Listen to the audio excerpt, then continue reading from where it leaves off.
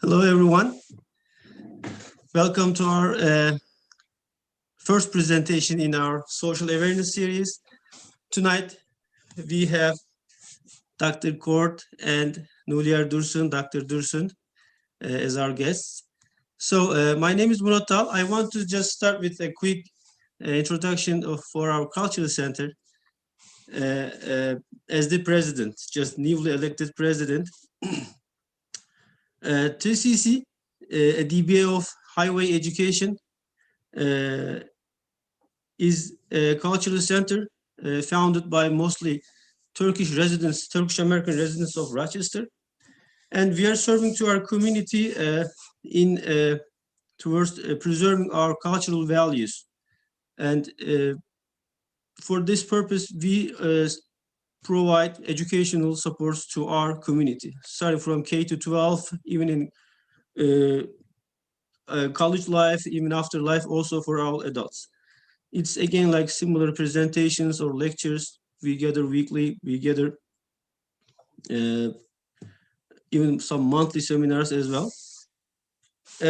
Basically, I can just say classify our organization's events in two groups. First is the education activities. The others are dialogue activities. Like this one, for instance, falls into our dialogue group, I can say. In our education activities, our purpose is teaching our kids our cultural values. Mostly language is our biggest emphasis. We try to teach language, but besides language, we also try to help them with our religious principles as well. Not for kids only, as I said, we also provide services, cultural and religious services to our community. On the dialogue side, as we can say in our vision, we are trying to help to promote a peaceful community in Rochester. In order to do that, we know that we should understand other people as well. We should first sit and learn what they're feeling, what they're experiencing here as the local Americans. And also we should, this way we believe we will have a chance to reach out and able to tell them what we are facing most of us are immigrants, most of us are not born here yet. We have children born here, but they are not yet facing directly with the facts of life. So we are hoping these activities will help us to stay here, preserving our values, also contributing to the society, and even helping to the society as well. So that's all I can say briefly about our cultural center. And I'm passing the microphone to Saliha. She's a graduate student at UFR, also helped us to meet these wonderful guests. Yes, Saliha. Thank you, Murat. Welcome, Dr. Kort and Dr. Nuliyar Dursun to this event. I would like to introduce Dr. Kort to our community. Dr. Kort is an assistant professor at Clinical Psychology Department at William James College in Boston. She received her doctoral degree at University of Rochester. After her graduation, she joined University of Rochester as a faculty to teach and continue her research in the field of psychiatry. She is also a licensed clinical psychologist in New York. Besides her academic appointment, she is also serving as the director in several organizations working on mental health problems. Some of her research interests are diversity and cross-cultural psychology, racial ethnic disparities in mental health fields, interpersonal psychotherapy, depression treatment outcomes. Today, she has joined us to give a presentation on Black history and racial discrimination, which I had the opportunity to listen before in our culture and diversity class at University of Rochester last semester. After her presentation, one of her mentees, Dr. Dursun, who will share some of her thoughts about adjusting as an immigrant to America's struggle with racial discrimination. If time permits, we can ask some of your questions to our guests. You can share your questions on the YouTube chat box. Now, dear friends, please join me in welcoming Dr. Court for her presentation. Thank you so much. I am so delighted to be here, and I'm going to share my screen with you. Hopefully everybody can see my slides. So I'm so delighted by this invitation. As Salia mentioned, I went to graduate school in Rochester at the University of Rochester. I spent 13 years in Rochester as a graduate student and then as a faculty member at the University of Rochester Medical Center. So Rochester is dear to my heart. And I'm also an immigrant. I'm an immigrant from South America, from Guyana. And as a consequence, I've had to do a lot to learn and understand American history, including America's history of anti-Black racism. As a Black woman, it was necessary for me to understand what I was coming into, and to understand the way in which people might view me, that differed from the way that I viewed myself growing up in another country. And so I'm delighted to have an opportunity to talk with you about some issues that tend to be really quite challenging for most of us. So I'm going to jump right into it. Celia has provided some background information. I'm a clinical psychologist, and as she noted, I have a number of different positions at the university at William James College that I'm very proud of, and a lot of those positions tend to focus on issues related to culture, to diversity, to helping our students who will be psychologists and mental health counselors understand the critical centrality of race and ethnicity with their clients. So we know that we live in a country, the United States, that's been built on a history of racial oppression. And for many of us, that is a painful reality to hold on to. It's a painful truth to acknowledge that this is a country that began with the removal of Native people, of indigenous people from their lands onto what was called prisoner of war camps. It's a country that built its wealth on the trafficking and enslavement of Africans. It's a country that, at its heart, involved across centuries racial terror and violence in order to support legally sanctioned discrimination and segregation. So it's a country that, along with a lot of amazing strides forward, also at its heart is defined by a history of pain. And too often, many of us really struggle to hold all that this country is, not only the greatness of the United States. As an immigrant to this country, I came to this country, my family came to this country so that I could, myself and my siblings could have access to opportunity, access to college and university and careers. And so there's so much that I'm grateful for. And that does not in any way is not in any way negated by me also acknowledging the trauma that is also a part of this country that in some ways has led to a lot of its resilience that we so admire today. So it's important for us to not erase or divorce the reality of this country's history. And my concern oftentimes as a professor is a recognition that we've done a really poor job of helping our citizens, individuals who live in this country, immigrants to this country. We've done a poor job of helping us all understand that history. And as a consequence of that collective failure, it's meant that the contemporary experiences that we're having, like the experiences that we're having right now, talking about an election that has been marred by protest that themselves are shaped by issues of race.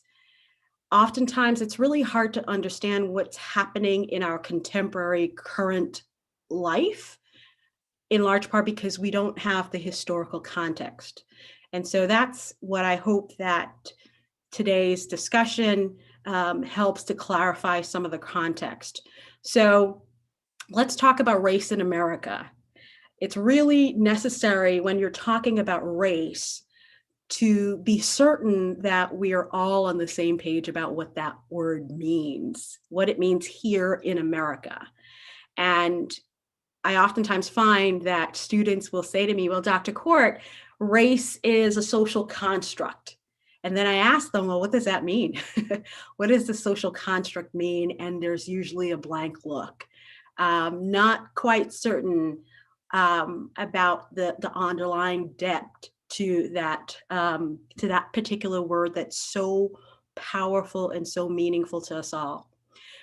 So on this slide, I want to point out to you at the top of this slide, you'll see a number of years, dates from 1790 to 2010, and you'll see to the right of the screen, it says white, Black, American Indian, Asian, Hawaiian, other, Hispanic, etc. And what this diagram is highlighting to you is the time frame that the US government considered these groups of people to be relevant enough to be identified in the US Census.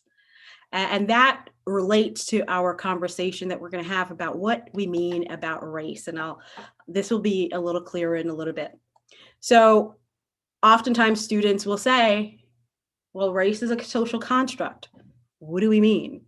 And what they're trying to highlight there with that refrain of it being a social construct is that it's something that's made. It's something that's been created. It's something that has been shaped, molded, changed by society. And inherent in that understanding is that race is not real. It's not biologically, it's not genetically real. So that's what that term social construction is really referencing. So the word race has been around for eons. And it's important for us to understand that it's a word that's evolved over time in terms of its meaning across centuries, across geographical locations, continents, etc. But largely what we're talking about is something that is constructed by those in power in our society. And it's attached largely to both political and generally economic and cultural goals. So I'll clarify that a bit further. So generally, when we are trying our best to understand race and racial categories, one of the things to really consider is that our understanding of this thing, race, that is tied to how we look, what's called our phenotype, the external presentation of us as human beings, in opposition to our genotype or genes, which is, can't be seen, obviously, easily. So we're really talking about our phenotype. What do we look like? What's our skin color? What's the shape of our nose? What's the shape of our lips? What's the texture of our hair? What's the shape of our eyes? That's largely when we say race in this country, we're referring to the physical characteristics that we observe. And then looking at those physical characteristics, we put people into different boxes, right? Based on our skin color, based on our hair type, our hair texture, based on the shape of our eyes, the shape of our nose, etc. Those physical characteristics tell us something we think about the person. But it's really, again, important to recognize that race is technically based on national origin. It's based on sociocultural groups. It's also based on self-identification. So how do we identify ourselves? And again, the most important thing is that it's a changing concept.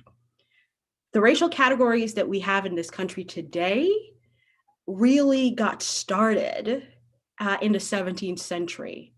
And it's important to think about what's happening in the 17th century in our world. This is a time of intense colonialism by European powers. European countries, Great Britain, Portugal, Spain, France, are going around the world and colonizing lands that are lived on by, oftentimes, by people with darker skin than those Europeans.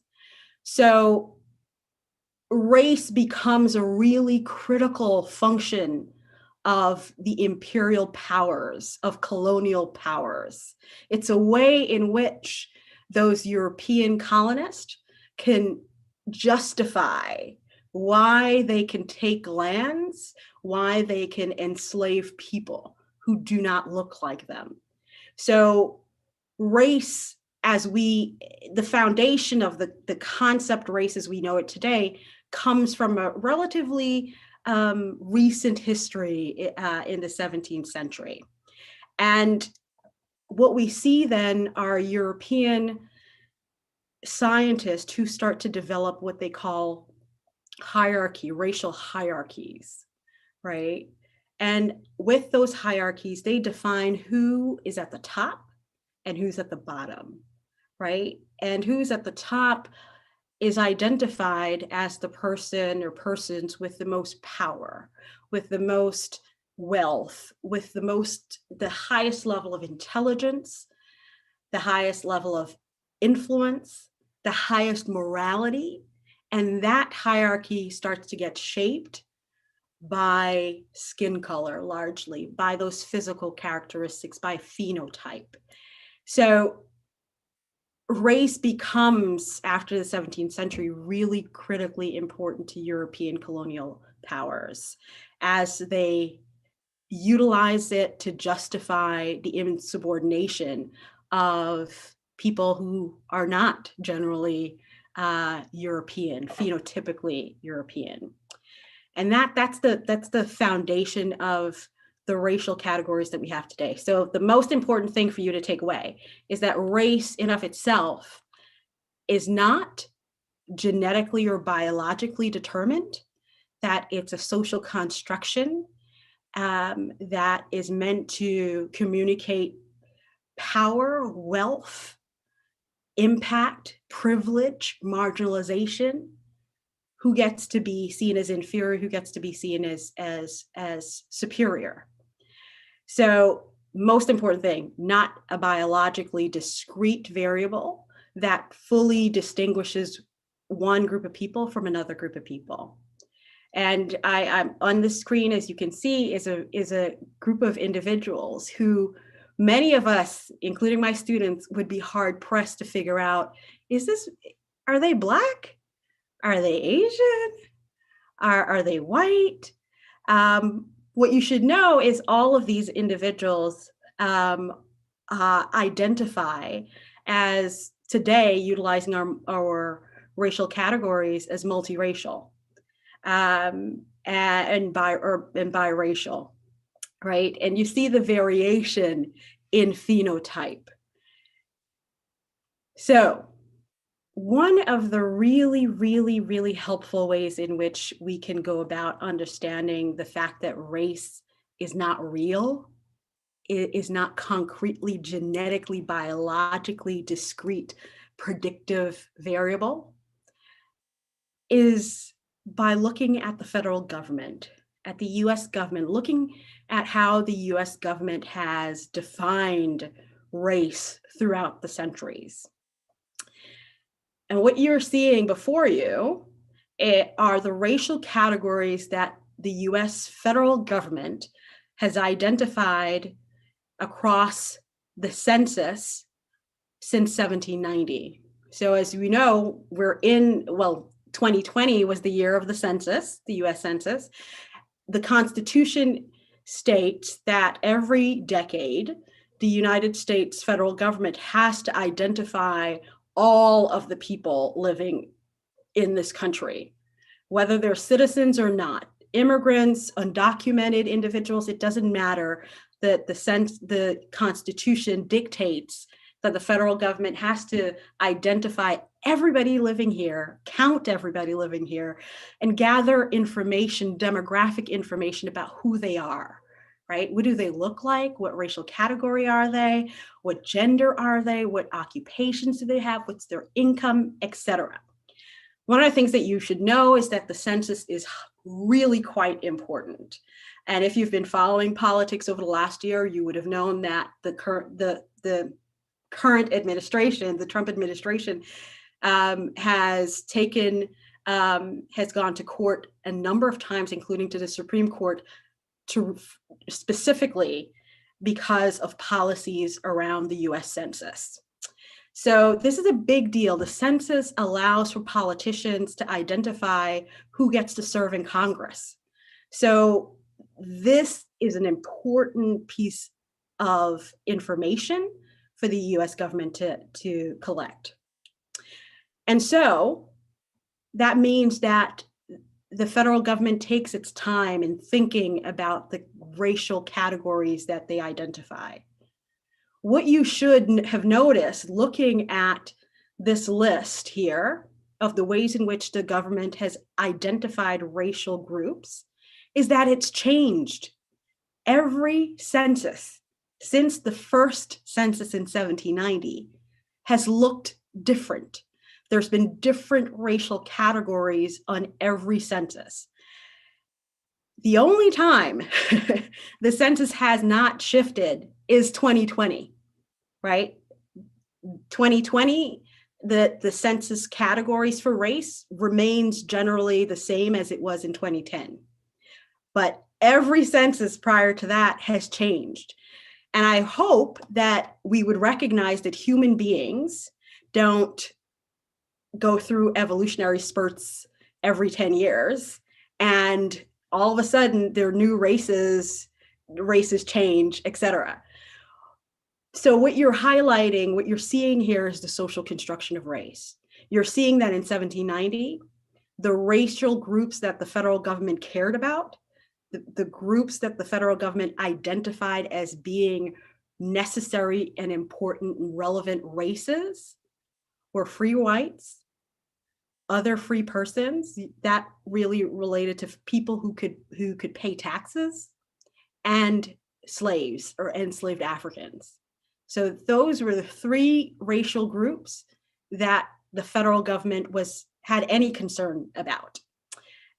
It also really highlights to you what the federal government saw as underpinning its financial wealth, right? So it's important to realize, obviously in 1790, Native people are here, Indigenous people are here.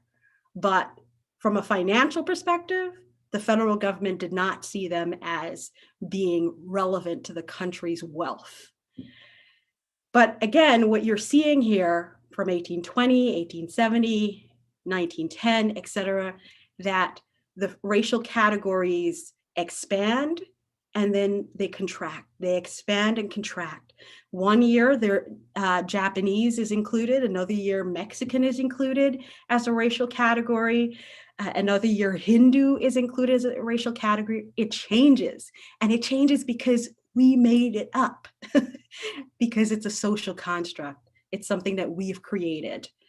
But it's also something that obviously has a great deal of power as we think of ourselves and we try to understand ourselves. See, one of the things that I would want you to know too is that different groups petitioned the federal government to be identified generally, typically as white. And that was one of the ways in which the racial categories could change. So in the 1920s, a number of different groups of people went to the federal government and said, I'm white, and here's the evidence for why my group should be identified as white. You should understand that one of the reasons they were doing that is because for much of this country's history, even after the end of slavery, you needed to be white in order to be identified as a citizen. And obviously, in this country, you have to be a citizen in order to vote, so to have political power and political influence. You also need to be a citizen in order to be able to purchase land, which is a source of much of our wealth. So being a citizen offered you access to opportunity, to wealth, to power, to influence. And however, being a citizen was only for white people. So the Japanese in the early 1900s petitioned the federal government to be identified and declared white. They were denied by the Supreme Court. The Indians petitioned the federal government to be declared white. They argued that we're Aryan. We are part of the Aryan nation. And as such, we should be identified as white. The Supreme Court said, yeah, perhaps the dusky Indian might be related to the whitest Swede, but white men will identify who is white. All right, so the all male, all white Supreme Court says, we will identify who is white. In the case with the Japanese petitioner, the court, one of the arguments that the petitioner made is that I am whiter than most white people. And the Supreme Court says to them that the lead justice, the Chief Justice, Justice Sutherland, says, you might be whiter than most white men, but again, white men will decide who is white, right? In 1922, around 1922, Syrians approached the federal government to be identified as white. They were successful.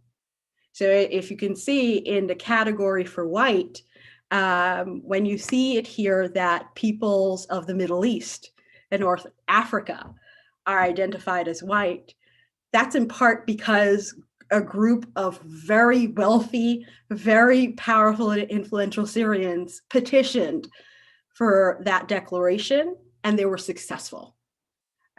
So this changes and shifts, oftentimes based on whatever is happening politically in the country.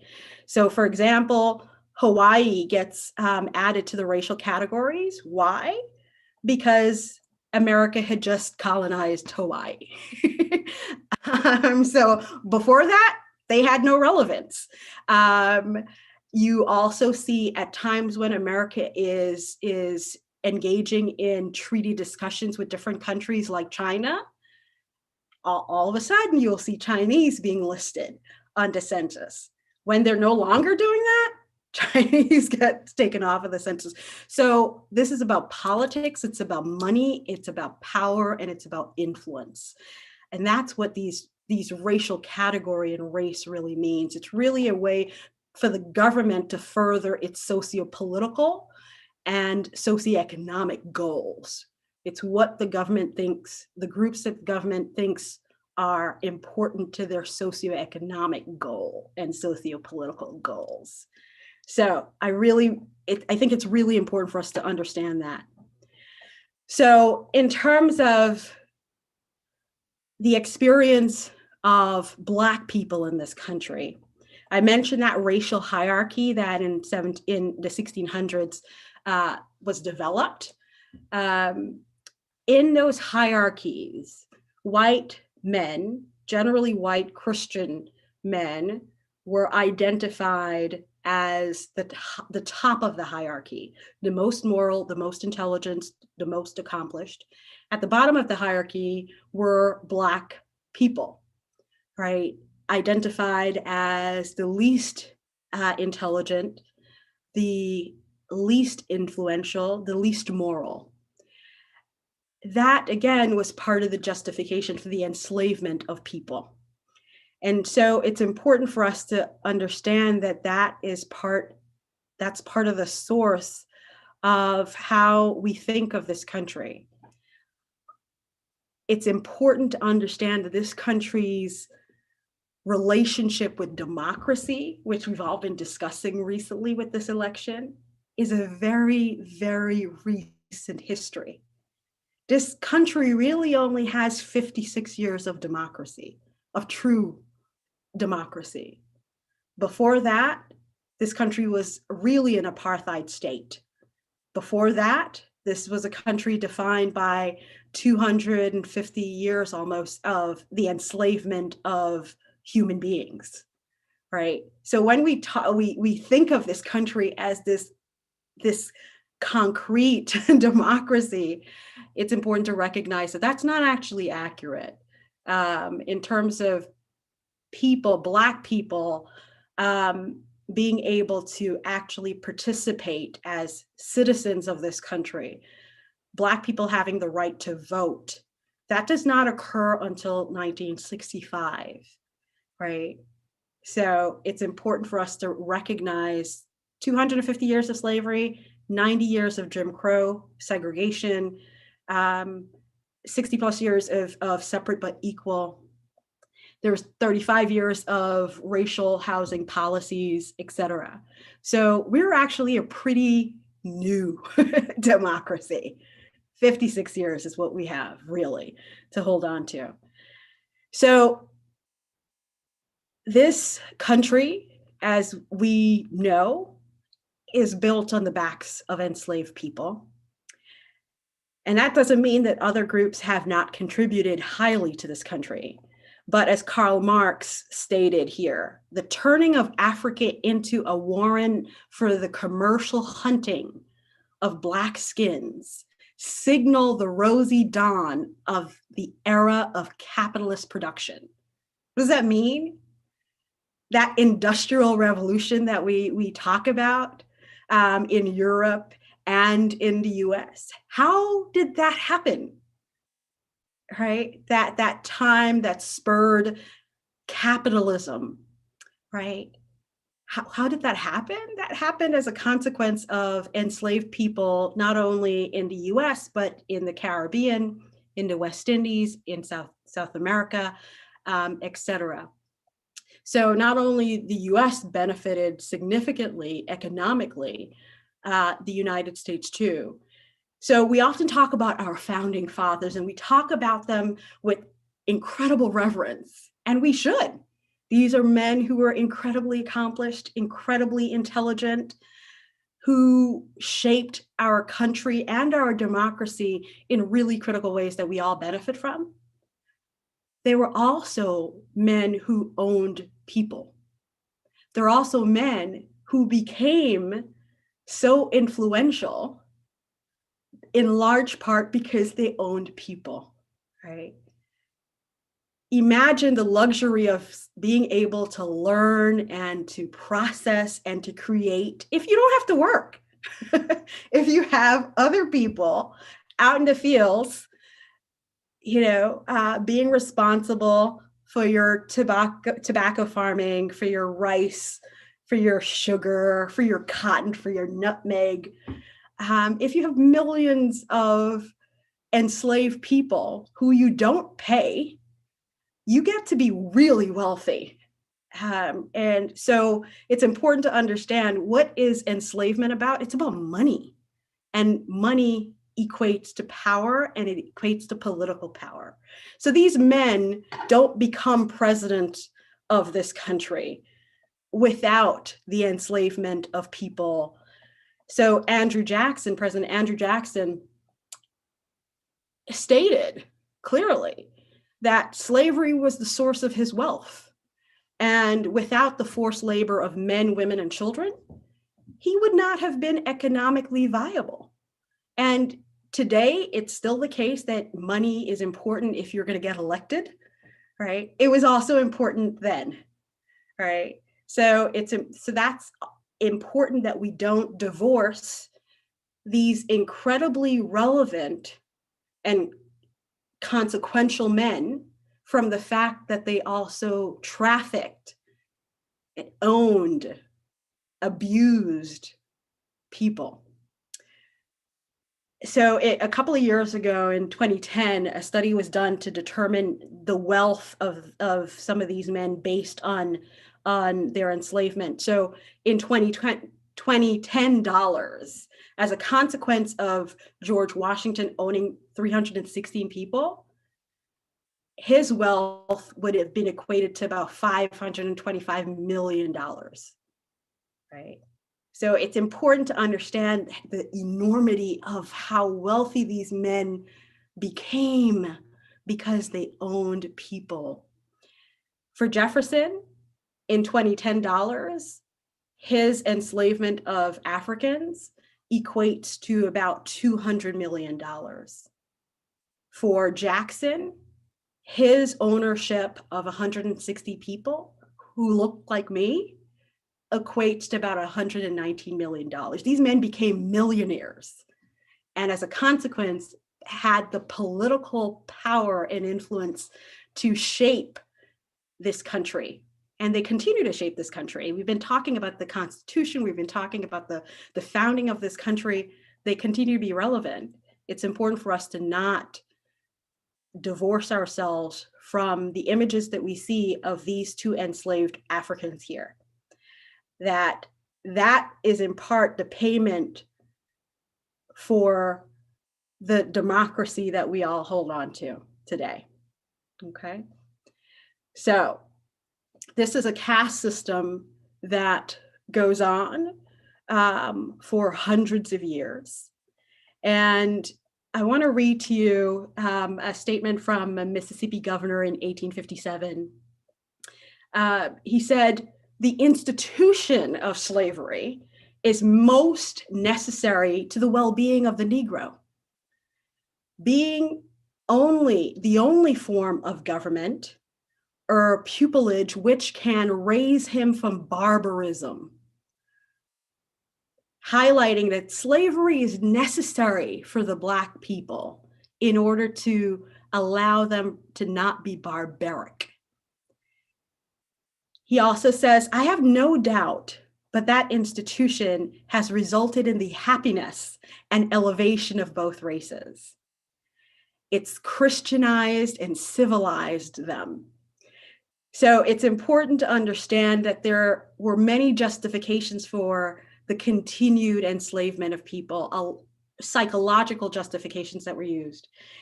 It's also important to really appreciate and understand that when we're talking about the enslavement of people, we're really generally talking about the enslavement of young children.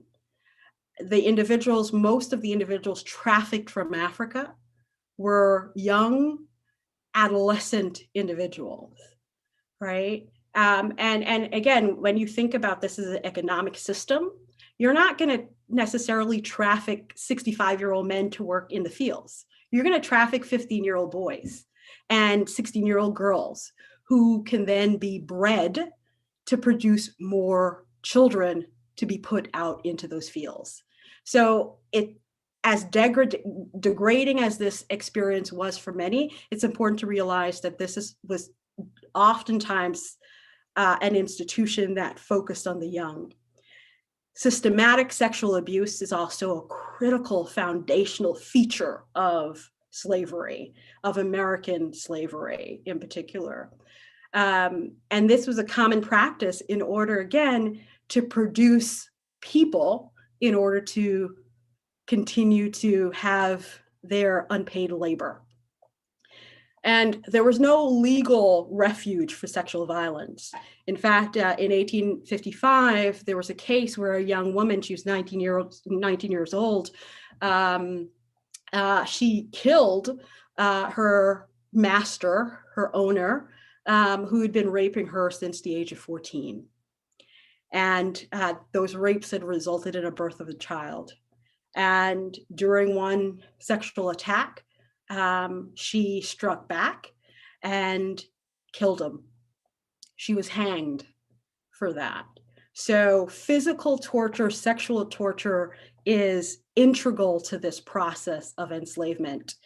It's also commonplace. An example involves a man named Moses Roper, who ran away, and his owner caught him and whipped him with 200 lashes, then covered his head in tar, and then lit it afire. Lit him on fire. He then ran away again. He lived through that situation and ran again. And when he escaped and was found again, he was put in leg irons, and the nails of his fingers and his toes were then beaten off in punishment. So it's important for us to not be seduced by many of the images of slavery that have been perpetrated, that makes it look benign. It was not. I'd like to share with you a letter that President Abraham Lincoln wrote to his best friend. His best friend was a man named Joshua Speed. And he says in this letter describing slavery, "I confess, I hate to see the poor creatures hunted down and caught and carried back to their stripes and unrewarded toil. But I bite my lip and I keep quiet. In 1841, you and I had together a tedious low water trip on a steamboat from Louisville to St. Louis. You may remember, as I well do, that from Louisville to the mouth of the Ohio, there were on board 10 to 12 slaves shackled together with irons. That sight was a continual torment for me.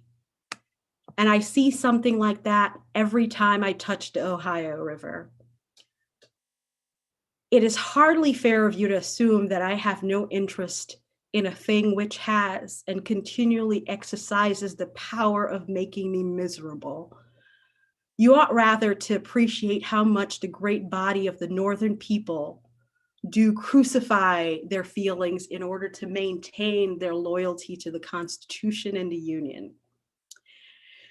In this letter, Joshua Speed, his best friend, was criticizing him for not doing more to decry slavery.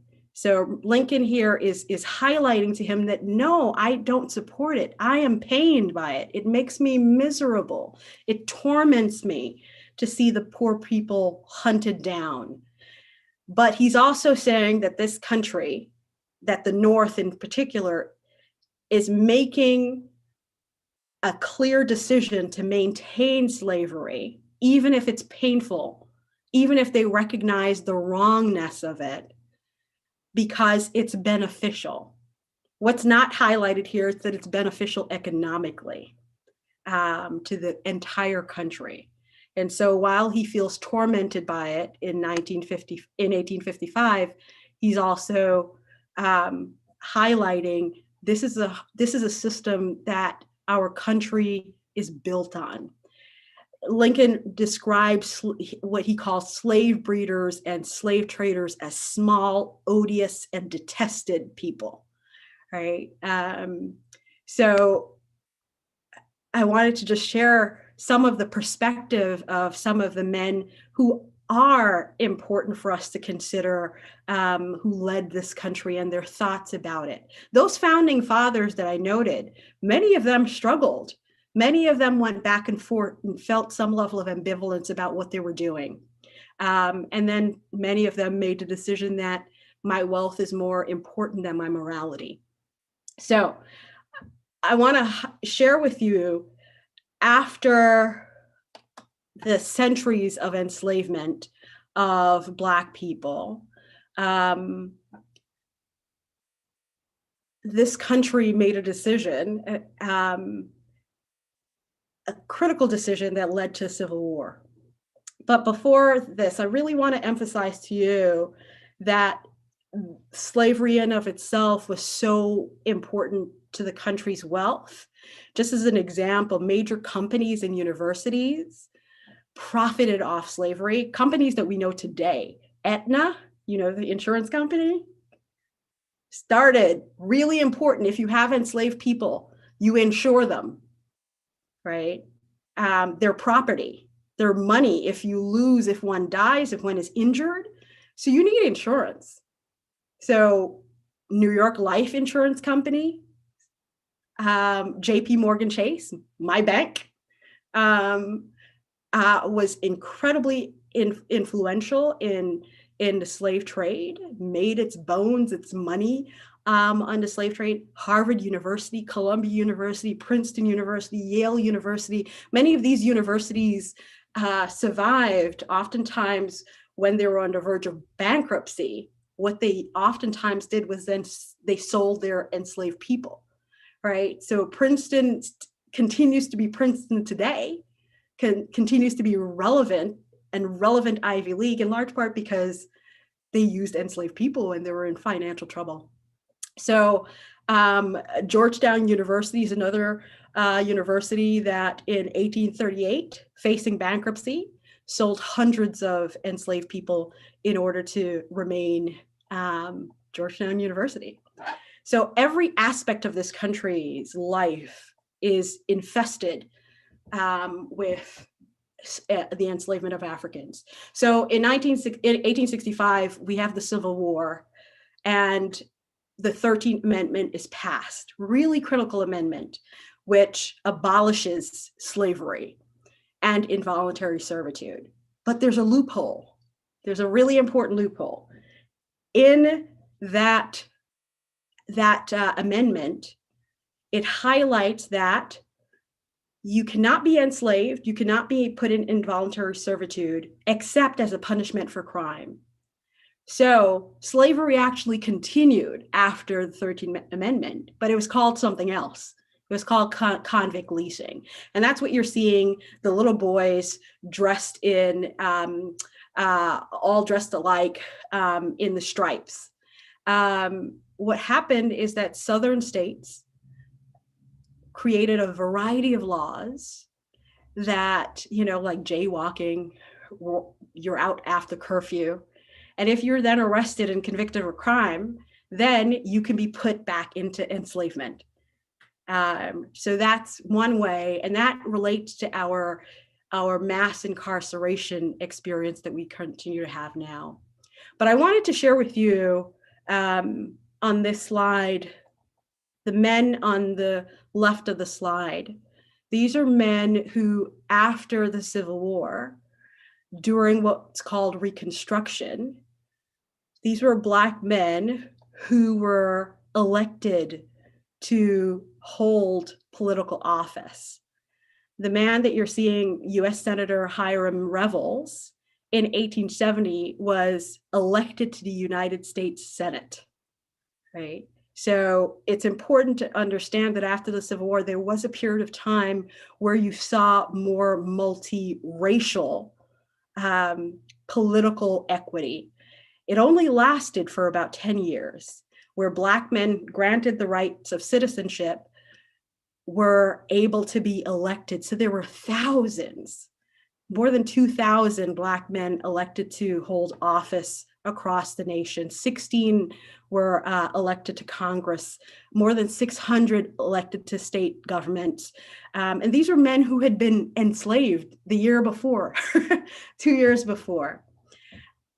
At this point in time, something happens that oftentimes happens in this country when there is improvement in the lives of Black people. There's a backlash, and the backlash comes in the form of the Ku Klux Klan and other groups like the Ku Klux Klan. The backlash comes in the form of incredible intimidation and violence. So the picture that you're seeing on the right of the screen is of Tulsa in 1921, Tulsa, Oklahoma. What you're looking at is a part of Tulsa, Oklahoma that was in which primarily only Black people resided. And in that area which was a segregated area only with Blacks. There were 600 businesses owned by Black people, 30 grocery stores owned by Black people, a hospital developed, created, owned by Black people with Black nurses, Black doctors.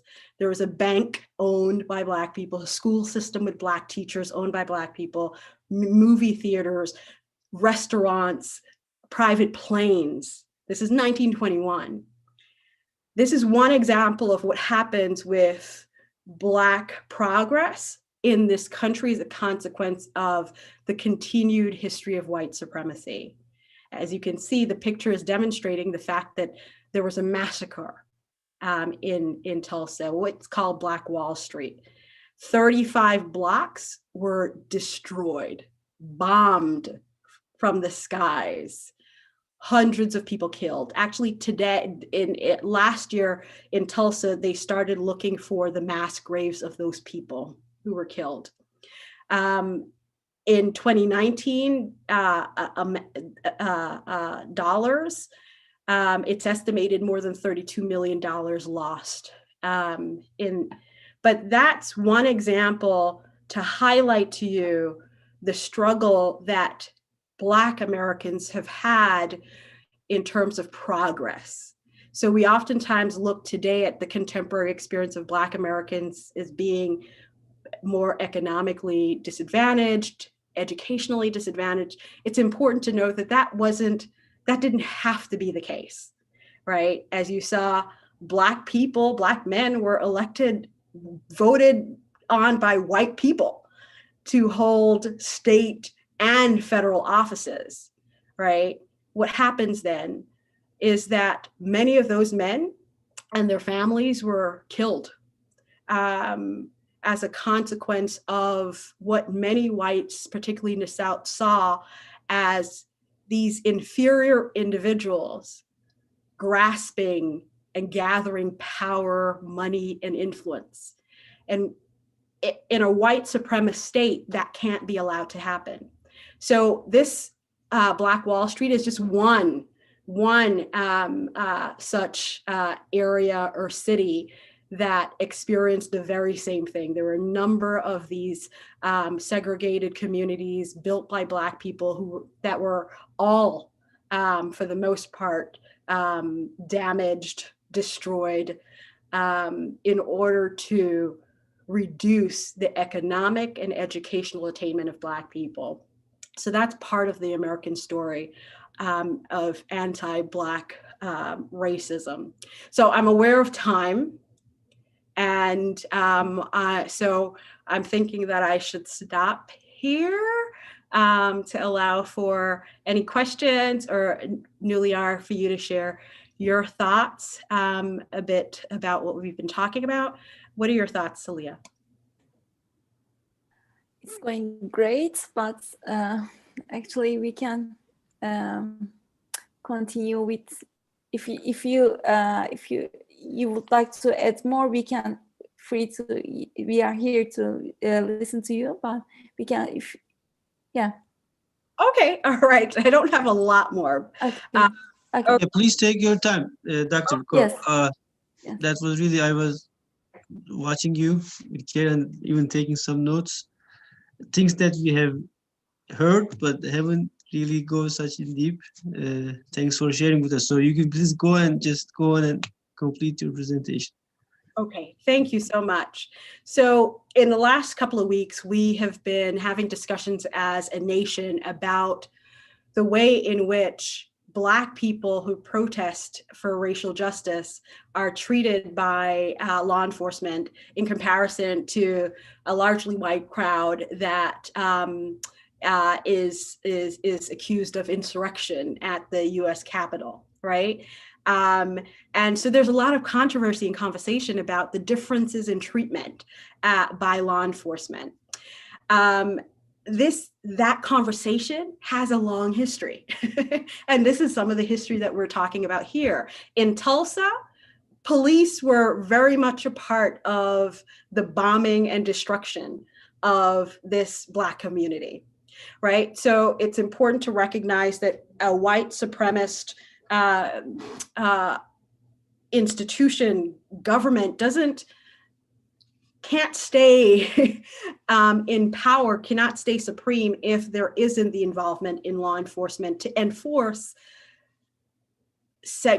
legal segregation, to enforce discriminatory laws and practices. So oftentimes at the beginning of the development of the Ku Klux Klan, which most of you should be aware of, the Ku Klux Klan, according to the FBI, really has been the most successful domestic terrorist group in the country, the most successful in terms of its ability over the centuries to terrorize and to murder a large number of people. So at least 4,000 to 5,000 people that we know of were lynched in a campaign of racial terror after the Civil War during what's called the Jim Crow era, right? And again, it's important when we say domestic terrorism, what the FBI is talking about is the use of terror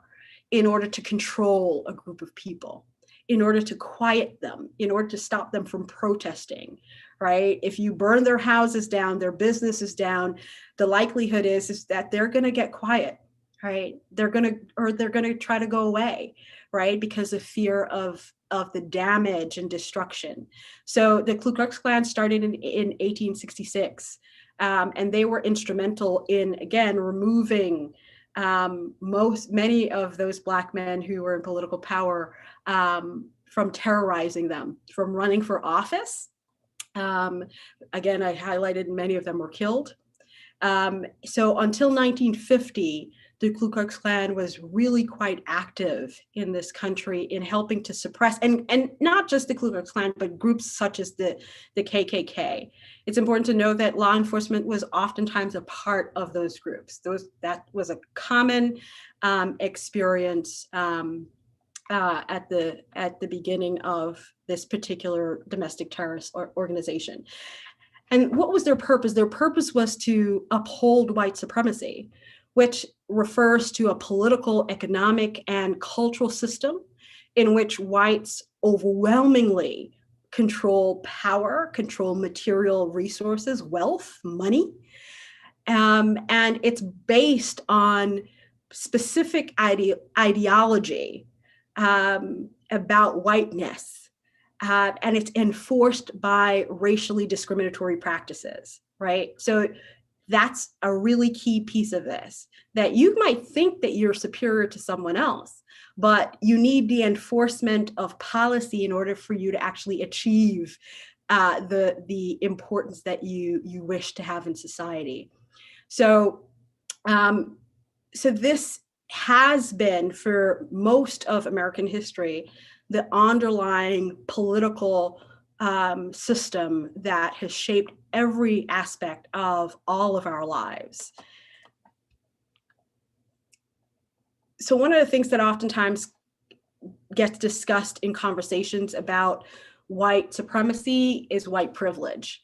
And I really want to underscore what that means. Privilege is simply referring to unearned advantages and benefits that are given to a specific group simply because you are part of the group, right? Not because of merit, not because of hard work, not because of, brilliance, not because you're really nice, simply because you are part of the group, you get unearned advantages, right? Whether or not you want those advantages, whether or not you accept those advantages, they are available to you. And so that's what we're usually talking about, white privilege.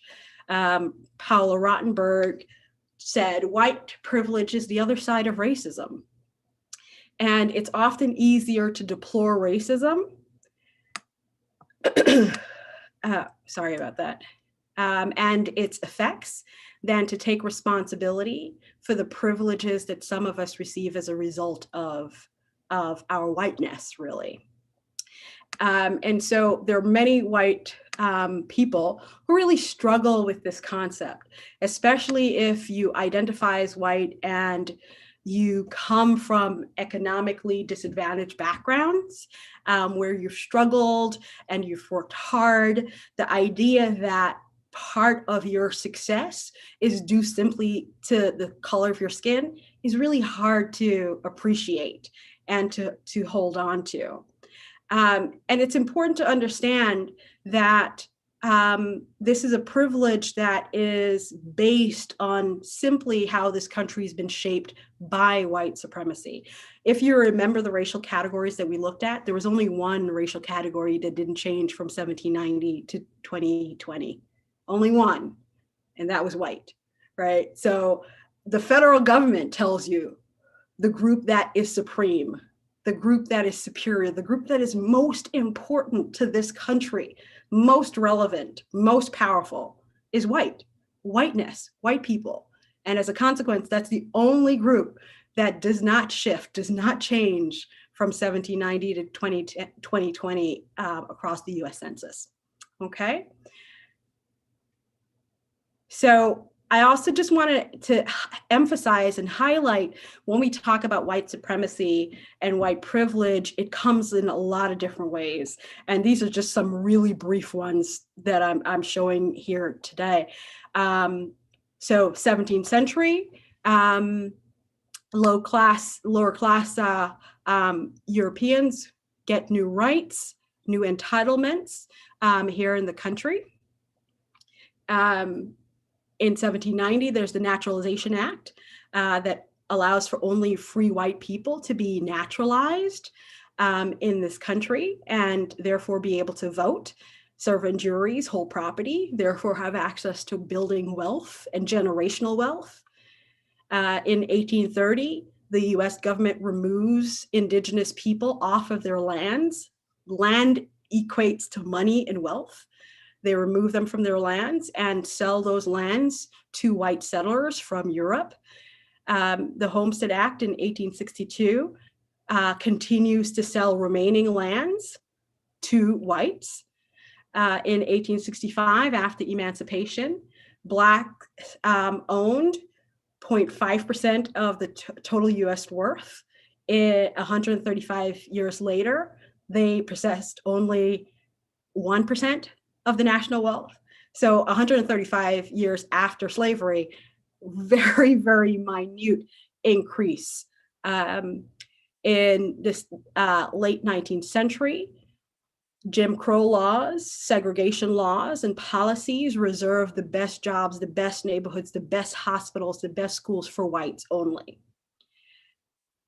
In 1935, this country passes the Social Security Act, which many of us continue to benefit from today. But guess what? That act specifically excluded agricultural workers and domestic servants who were primarily people of color, who were primarily Black. So that means that they don't have a safety net. If anything goes wrong, if they get sick, when they get older, no safety net, no financial support. And in 1935, the federal government permits unions to collectively bargain. And that's really important to the American middle class. That's part of the way American middle class develops, because it allows for employees to come together, unionize, then go to their employer to demand high wage, to demand safety practices, to demand health insurance, et cetera, et cetera. The federal government allowed for unions in 1935 to exclude people of color, to exclude Blacks. So that means that Black people and other people of color have no access to better paid jobs, no access to job security, to pensions, et cetera. It's only until the 1970s that Blacks and others are allowed to become part of unions. So only until the 1970s do they have access to better paying jobs, to health insurance, to job security. The Federal Housing Administration had a policy that they call redlining, where they would identify communities that had at least one Black family as a risky community to buy a home in and for businesses to give loans to. If there's just one Black family, it's identified as risky and then colored in red, and that's why it's called redlining. What that means is that for about 30 years, the federal government backs more than $120 billion in home loans. The vast majority, more than 98% of those loans go to white people, right, in order to be able to purchase homes. In this country, owning a home is really the primary way in which people accumulate wealth and accumulate generational wealth. Because with a home, you can, it helps you with equity, it helps you with other loans, it helps you with your kids' student loans, it helps you with your credit card bills, etc. Owning a home is hugely important to wealth accumulation. So the fact that until 1962, people of color, particularly Blacks, were excluded from having access meant they were also excluded from access to upward mobility.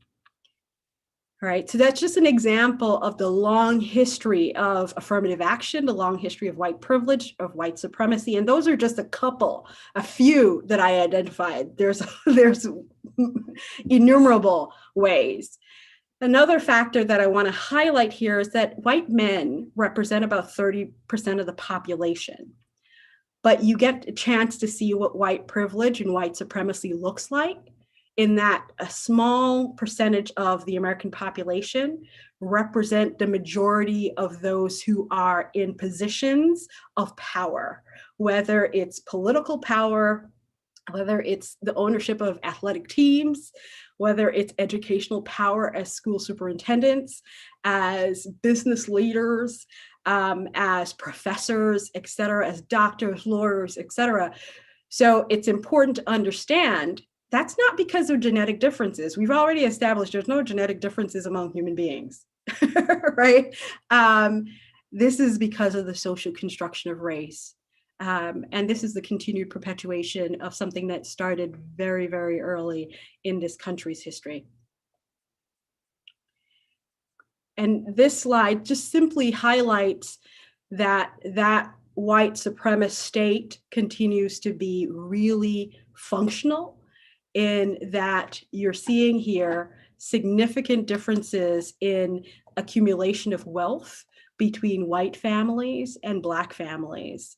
And what we see, which is so disconcerting, is that it doesn't matter if the head of the household of a Black family is well educated.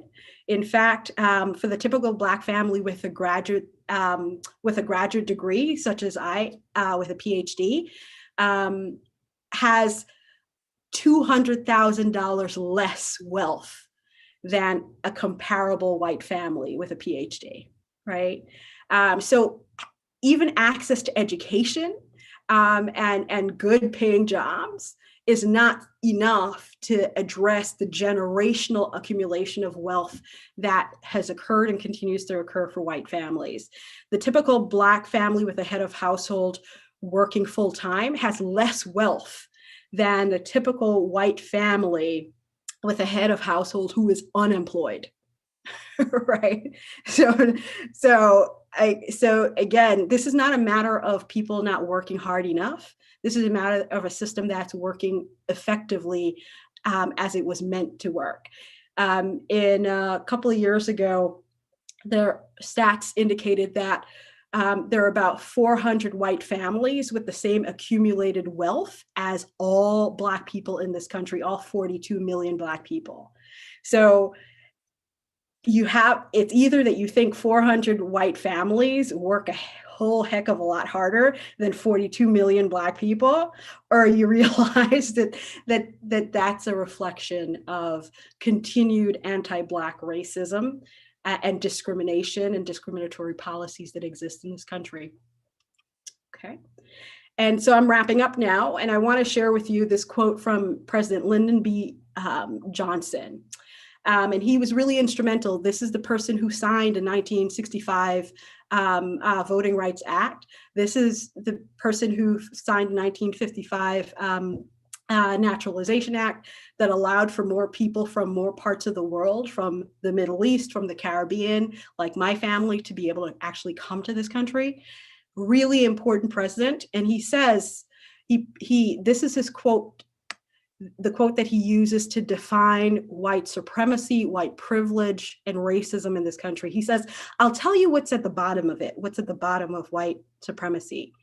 If you can convince the lowest white man that he's better than the best colored man, he won't notice you're picking his pocket. Hell, give him somebody to look down on and he'll empty his pockets for you. Right. So he's highlighting the fact that this is a system that's about money. It's about economics. And if you allow and support a perspective of white people being superior, then many white people don't necessarily even notice that the system is eating them alive, right? That they're not necessarily benefiting the most from the system, because this white supremacy and white privilege allows them to feel good about themselves, to feel important, to feel relevant. So even if it's not in their economic best interest, it's a system that many continue to support. So what can we do to stop this, to change the system, to make it more equitable for all of us? It's important to do what we are doing here tonight, to have conversations about it, to be open, to be honest about our history, not to be angry, mad, or defensive, to just be honest. We are a great nation, and we have been incredibly important, relevant in the world, and we will continue to be. And the greatness of this nation is not diminished by the fact that we also have a lot of evils that have existed in our country. Our country reflects our humanity, and human beings tend to be really messy. We're complicated. We hold good and we hold bad. And it's important for us to be able to access, to understand, to appreciate all of it. It's important for us to be able to open our hearts and our heads up to new information, to connecting to others that are different from us in a variety of different ways. And with that, I think we can absolutely make a difference and create a country and a world that is much more defined by equity and by justice, and by humanity. So that's all I wanted to share. Thank you so much. I hope this has been of use to all of you. Oh, thank you. We thank you for sharing all these information with us. And it's of course beneficial to all of us, for sure. Thank you, Dr. Kort. So I want to pass the stage to our guest speaker. She's a mentee of Dr. Kort as well, Nuriyar Dursun. Thank you, guys. Thank you, Dr. Kort, for yet another wonderful presentation. So my name is Nuriyar Dursun. I am a second-year clinical psychology student at William James College. I took Dr. Kort's diversity course, as you mentioned in the beginning, and I'm originally from Russia, so I'm an immigrant to this country. And I guess when I first arrived to the country, I wasn't really aware of a lot of the racism that has been going on for many years. But I know that I myself, because of my skin color, because of my hair color, have been referred as a person of color. So particularly I was called Black because typically people in the country, in Russia, are lighter, they have the colored eyes and lighter hair color. So I remember sharing this in our class, in Dr. Kort's class, and just remember, looking back and thinking, wow, like this doesn't always happen like right in your face, but it can happen. I guess what I want to say is when I moved to the United States, it was different.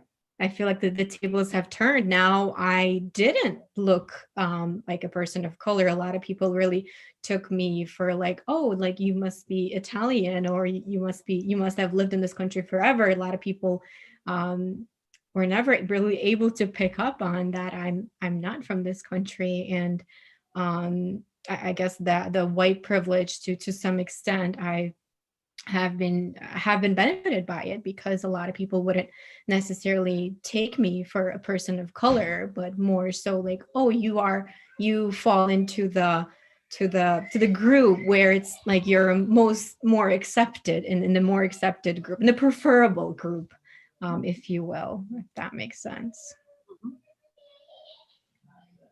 And I don't know if you had specific questions, Dr. Court, or anybody else. So I was really interested, Niliar, in perhaps you sharing a little bit about what you've witnessed in terms of discrimination where you're from, right? It's important for us to recognize that human beings, wherever we are on this globe, do engage in prejudicial behavior, in discriminatory behavior. It's not something that's only present in the United States. Those hierarchy that we talked about exist elsewhere. They might look different. There might be different people at the top and the bottom, but they're still hierarchical categories that we have that dictate who gets treated better, who gets treated worse. So I'm wondering if your own experiences, and I loved what you were sharing about how complicated it's been coming from a country where your skin color was not necessarily seen as being preferable, and then you move to the US and all of a sudden your skin color now is preferable, right? And the confusion that you might experience in that. So I'd love, if you don't mind, talking about what types of discrimination that you saw growing up, perhaps. That's I can mention a couple, just because I was young when I moved here, so I can mention a couple of them that I remember. I remember particularly for my parents, even though I was born and raised in Russia up until the age of 12, I'm not a citizen of Russia. So that was something that we were denied. We weren't able to become citizens. So as you were talking about, like buying a house, what was problematic, we would actually, I remember an instant, I was little, and I remember just randomly officers showing up to our door because they knew where we resided, and just like randomly showing up and asking us questions. And being questioned, it's not a pleasant feeling, just because of the way that we look, just because we weren't citizens of that country, as if we weren't contributing to that country. So that's one example that I faced. And also, like in schools, I've also, I already knew, like, even when I would maybe like raise my hand to participate, I was always kind of not, being picked. And I never really understood until, I looked back and I'm like, oh, well, it's mostly because of my color. I never had Russian friends. I had to like stick to my own group of friends. And this is like in the 2000s. I'm not really going back into even earlier. This is like in the years of the early 2000s. Thank you, Nudira. It was really interesting when you first said you were like discriminated because of your color in Russia. Yep. So I said to myself, well, what's wrong with that? So now then you explain. And can you just tell us if you feel anything about the Turkish community in United States? Well, be careful. We have someone here watching you carefully. He wants to say hi to you. I know, because we know each other. That's why. It was my high school teacher. I know. Wow, so that's a small world. Be careful.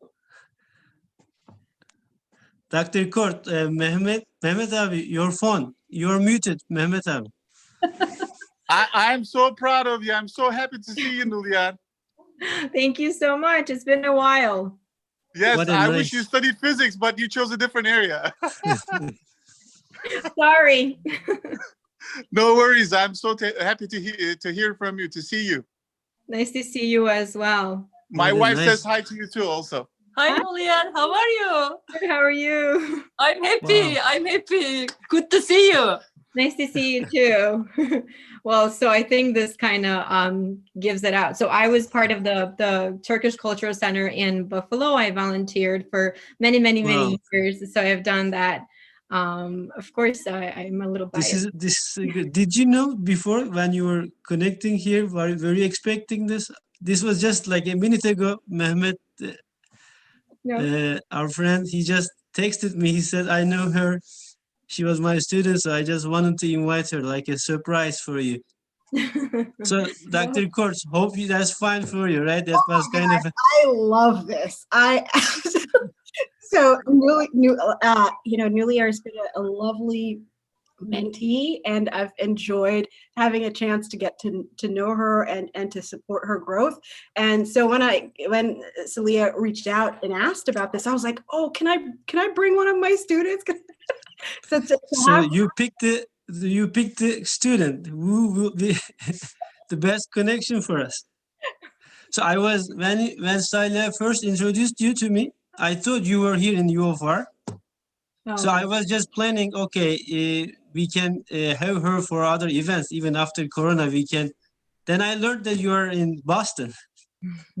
Well, But now I do go back and forth. we have Nuliar Dursun. She can help us to connect you anytime. Can I just share with you, and I think Celia, I'd shared with you that Nuliar is working. I'm co-director of a Center for Multicultural and Global Mental Health, and she is working with my co-director, Dr. Jill Bloom, to develop a discussion, a workshop on the Uyghur crisis that's happening in China. And so we're going to make sure that we get that information so that hopefully you guys can participate. But Nuliar, I don't know if you want to share anything about that. Yeah, I mean, we're still working on having like a webinar perhaps with I believe he's the director of the Uyghur organization. I believe it's out in Washington, D.C. So we haven't really had the opportunity to schedule a time, but of course it'll be via Zoom. And we would be more than happy to let you guys know. So you guys Please let us know. So I just want to thank you. We're allowed to listen to you, but if you want to add any few last words. Well, and while you're doing that, I will check if there's any questions. Otherwise, we can just end for tonight. I had a question. I asked it in YouTube, but I can ask here if it's allowed. Oh, please. Yes. So now everyone knows that I'm an educator. I'm a teacher, right? Thank you, Nuliar. So my question is, as an educator, I mean, Dr. Court, you can respond. What do you recommend us if we aim to maintain or ensure equity in a diverse population, in a diverse setting, in an urban school? How to create equity in a school that with a multiracial group of students? Yes. I mean, we have around 90% students of color. So what should we focus mostly? I know, I mean, maybe this can be a topic for a big seminar, right? It's a great question. And actually it relates to something I wanted to point out about Nuliar too. One of the things that we've done at William James College is to be very deliberate and focused on making sure that we are recruiting and mentoring people of color into spaces where they can then become leaders in order to help to address some of the systemic issues of inequity that exist in a system. You have to build people up into those spaces, right? So Nuliar, just last year, myself, I'm the associate director of a fellowship funded by the federal government, and that fellowship allows for myself and my colleague to identify 20 students who we think are going to be leaders in the field to reduce inequities in the mental health field. And so Nuliar is one of those fellows, one of 20 fellows that we awarded a pretty substantial scholarship for her entire time at William James College. So it's really important I say that to highlight how amazing she is, but out of hundreds of people, she's one of 20 to receive that fellowship. But it also highlights what institutions have to do, what academic institutions must do. You must have really clear established diversity plans, where usually 3-year plans, where you establish what is it that you're going to do with the people that you hire as faculty, in order to make sure that you're following best practices to allow for more entry of a variety of people from a variety of different backgrounds to actually get into positions as pedagogical leaders, right? What are you doing to educate your students about the critical importance of cultural diversity, of multiculturalism? Really analyze not only who you're hiring, but also the textbooks that you're using. Who wrote those textbooks? Who are highlighted in those textbooks? Whose stories are being told? Tonight was really about telling a part of the American story that just doesn't get told, right? So are you presenting materials to students in ways that highlight that everybody is a part of this picture? Everybody is relevant and important. So how are you empowering them, empowering their sense of self and their self-esteem? I would love to chat with you further about concrete ways you can develop diversity plans. But following best practice, there's a lot of research out there, a lot of data about how academic institutions can do a better job of making sure that all of their students, including their racial minority or cultural minority students, feel a sense of belongingness and importance to the process. Thank you for the invitation. I'll keep in mind, we, as a school, our goal is to become proficient when it comes to different cultures, serving different cultures, and understanding different cultures. So definitely, I may need your help, and maybe you will meet with all of our staff, so we can become more proficient in our area, in our goals. One of the things that I would highlight is it's about cultural humility, right? A lot of this is not brain science, right? It's about really just caring about the fact that every human being that you connect to has a story. There's something interesting and useful to understand about, you know, their walk through life, right? So cultural humility highlights the fact that we don't know everything. We can't know everything about everyone, including ourselves. We are complex cultural beings ourselves, right? And so it's important for us to be flexible, to be open to new information that challenges what our existing knowledge. And it's important for us to then be flexible and shift and change. It's also really necessary for us to be curious, to want to know more. So if you're sitting across from a 15-year-old Hispanic boy, tell me about your life. What is your life like? What is it like to be a 15-year-old Hispanic boy in this space? So that's a really concrete place to start.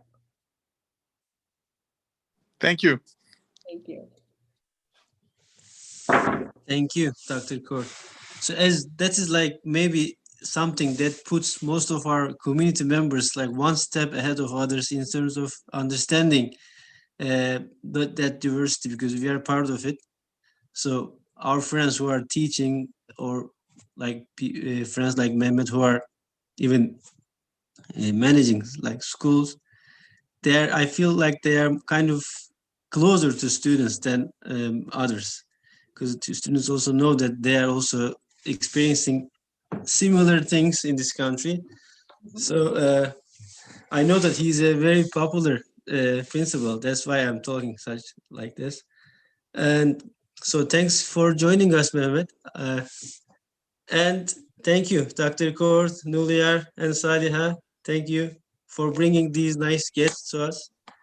So you might need to connect to Nuliyar later, right? Now you have another colleague to work with. Yes, Nuliyar. Definitely. I'm so proud of her. I mean, she's very articulate, and we will get in touch with her.